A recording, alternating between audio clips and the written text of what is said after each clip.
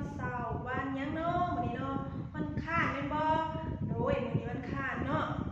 มื้อนี้วันค้านภาษาอังกฤษเราจะได้เนาะวันค้านยังเนาะ Tuesday แม่นบ่ของร้านยังจื้ออยู่บ่บ่ได้เห็นเบิ่งสักผู้สิถามอาทิตย์หนึงมันมีจักวันเนาะของร้านว่า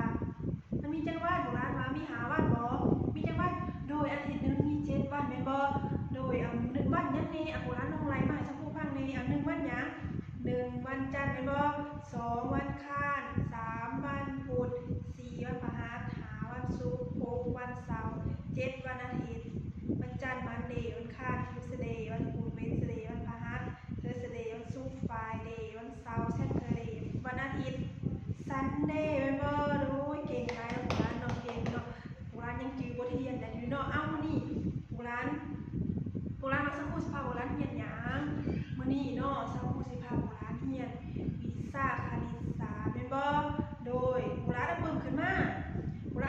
เด้อ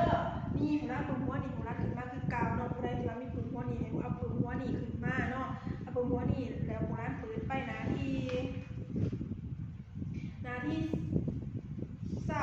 22คือเก่าเนาะ21คือเก่าเนาะร้านเนาะมื้อก่อนเฮาเรียนหอตัวนี้แม่นบ่มื้อก่อนเฮาเรียนตัวนี้ร้านเฮ็ดแล้วแม่นบ่เฮ็ดแล้วหมดทุกคนเนาะร้านเฮ็ดแล้วบัดนี้เฮามาต่อตัวนี้บัดนี้เนาะให้ร้านเติมตัวเลขใส่นี่ห้องว่างนี่เนาะร้านฮู้จักบ่ว่าสิร้านสิเติมเลขหยังใส่ในคันฮู้จักก็มาเบิ่งเนาะมาเบิ่งนำสักครู่ก่อนเนาะเอาร้านเบิ่งเด้อนี่ร้านว่ามันมีเลขหยังไงเนี่ยมันมีเลข10หยังนี่11แม่นบ่11 13 15 18แล้วก็20แล้วร้านสิเติมเลขหยังใส่บัดนี้เนาะสมมุติว่าอันนี้11ต่อจาก11แล้วมันสิเป็น10หยังมันจะสิเป็น13 10หยังอีกร้านว่า10หยังเนาะ11แล้ว10หยัง12แม่นบ่12เขาเขียนได้เนาะ12นี่เนาะเลขหยังขึ้นก่อน12เลข1แม่นบ่เลข1แล้วก็เลข2เป็น11แล้วก็12เป็นบ่โดย12แล้ว13มันมีแล้วเนาะ13มีแล้วร้านมันสิเขียนเติมทับใส่ขึ้นบ่แม่นเนาะให้ป้าเนาะบ่ให้เขียนใส่ขึ้น11 12 13 13แล้วแม่นหยัง10เท่าไหร่นี่ร้านล่ะ13แล้วก็10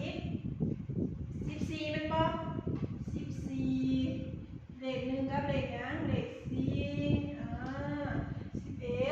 12 13 14 15แน่มี15เนาะบัดนี้15ต่อจาก15มันสิเป็น10แน่เนาะ16เนาะ16แล้วก็ร้านมีเขียน16เลข1แล้วก็เลข6 16แล้วก็16อันว่าร้านบ่เข้าใจเนาะให้โบราณไล่ขึ้นนะปั๊บมากขึ้นเนาะนำแต่11มากขึ้นเนาะเอา1เกิด11 12 13 14 15 16แล้วก็เป็น17โลดเนาะ17 10เนี่ยบัดนี้18เนาะ18เป็นหยังจังสิฮอด20เนี่ย19เนาะ1919แล้วก็20โบราณไหนบ่โบราณจื้อบ่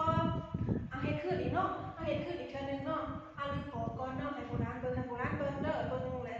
ให้โบราณเติมใส่ปึกนี่ปึกออก12นี่14 16แม่นบ่โอ้ย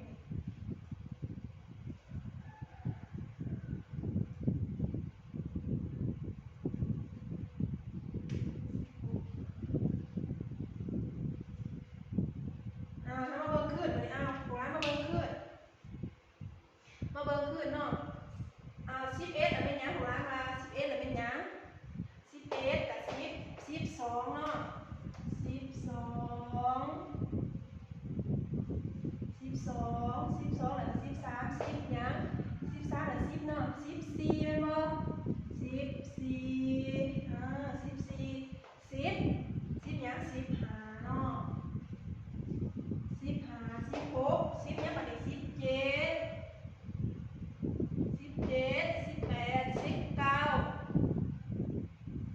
1919แล้วก็เป็น20แม่นบ่โบราณจื้อบ่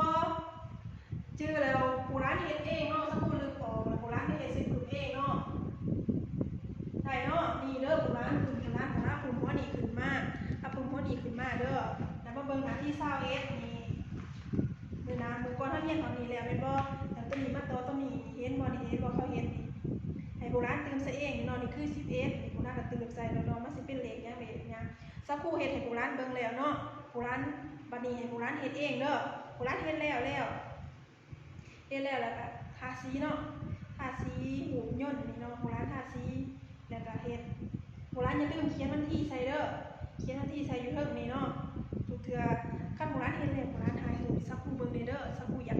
กเห็นเนาะสักครู่สิกวนให้โบราณอยากได้บ่สตาร์ดาวโดยถ้าใครอยากได้ให้โบราณอันเฮ็ดแล้วก็ส่งให้สักครู่เด้ออ้าวนี่เด้อตัวนี้เด้อโบราณเด้อเฮ็ดตัวนี้แล้วถ่ายรูปส่งให้สักครู่เนาะสักครู่สิกวนให้สตาร์ดาวโบราณเนาะมื้อนี้เฮาเฮ็ดซ้ำนี่ก่อนเนาะมื้อหน้าเฮาจะมาต่อโบราณอยู่เฮือนเนาะอยู่เฮือนบ่ให้เล่นโทรศัพท์หลายเนาะตั้งใจเฮ็ดเวียกบ้านจังเฮ็ดเวียกบ้านแล้วก่อนโบราณจังไปเล่นเนาะมื้อนี้สักครู่ไป